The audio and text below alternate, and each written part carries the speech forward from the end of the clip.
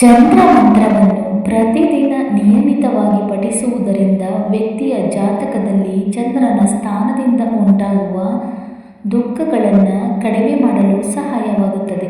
ಜೊತೆಗೆ ವ್ಯಕ್ತಿಯ ಜನ್ಮ ಜಾತಕದಲ್ಲಿ ಮಂಗಳಕರವಾದ ಚಂದ್ರನ ಆಹ್ಲಾದಕರ ಪರಿಣಾಮಗಳನ್ನು ಹೆಚ್ಚಿಸುತ್ತದೆ. ಹಿಂದೂ ಪುರಾಣದ ಪ್ರಕಾರ ಚಂದ್ರನನ್ನು ಸಮಾಧಾನಪಡಿಸಲು ಮತ್ತು ಸಂತೋಷ ಮತ್ತು ಶ್ರೀಮಂತ ಜೀವನಕ್ಕಾಗಿ ಆತನ ಆಶೀರ್ವಾದವನ್ನು ಪಡೆಯಲು ಉತ್ತಮ ವಿಧಾನವೆಂದರೆ ಚಂದ್ರ ಮಂತ್ರವನ್ನು ಪಠಿಸುವುದು. ಸರಿಯಾಗಿ ಪಠಿಸಿದರೆ ಮತ್ತು ಅಭ್ಯಾಸ ಮಾಡಿದರೆ ಚಂದ್ರನ ಮಂತ್ರವು ಒಬ್ಬರ ಜೀವನಕ್ಕೆ ಮಂಗಳಕರ ಘಟನೆಗಳನ್ನು ಮತ್ತು ಸಮೃದ್ಧಿಯನ್ನು ತರುತ್ತದೆ. ಚಂದ್ರನ ಮಂತ್ರವು ಶಕ್ತಿಯುತ ಕಥೆಯಾಗಿದ್ದು ಅದು ಚಂದ್ರನೊಂದಿಗೆ ಸಂಪರ್ಕಿಸಲು ಸಹಾಯ ಮಾಡುತ್ತದೆ. ಈ ಮಂತ್ರವನ್ನು ಪಠಿಸಿದಾಗ ಇದು ಚಂದ್ರದೇವನೊಂದಿಗೆ ಆಧ್ಯಾತ್ಮಿಕವಾಗಿ ಸಂಪರ್ಕಿಸಲು ನಮಗೆ ಸಹಾಯ ಮಾಡುತ್ತದೆ. ಹಲವಾರು ಚಂದ್ರ ಮಂತ್ರಗಳಿವೆ. ಈ ಮಂತ್ರವನ್ನು ನಾವು ನಿರಂತರವಾಗಿ ಪಠಿಸಿದರೆ ನಮ್ಮ ಜೀವನದಲ್ಲಿ ಉತ್ತಮ ಲಾಭದಾಯಕವಾಗಿದೆ. ಪ್ರತಿದಿನ ಪಠಿಸುವುದಕ್ಕೆ ಸಾಧ್ಯವಾಗುವುದಿಲ್ಲ. ಹಾಗಾದರೆ ಕನಿಷ್ಠ ಪಕ್ಷ ಈ ಮಾಘ ಮಾಸದ ಭರತ ಹುಣ್ಣಿಮೆಗೆ ಚಂದ್ರ ಮಂತ್ರವನ್ನು ಪಠಿಸುವುದು. ಓಂ ಶ್ರಾಂ ಶ್ರೀಂ ಶ್ರೌಂ ಸಃ ಚಂದ್ರಾಯ ನಮಃ.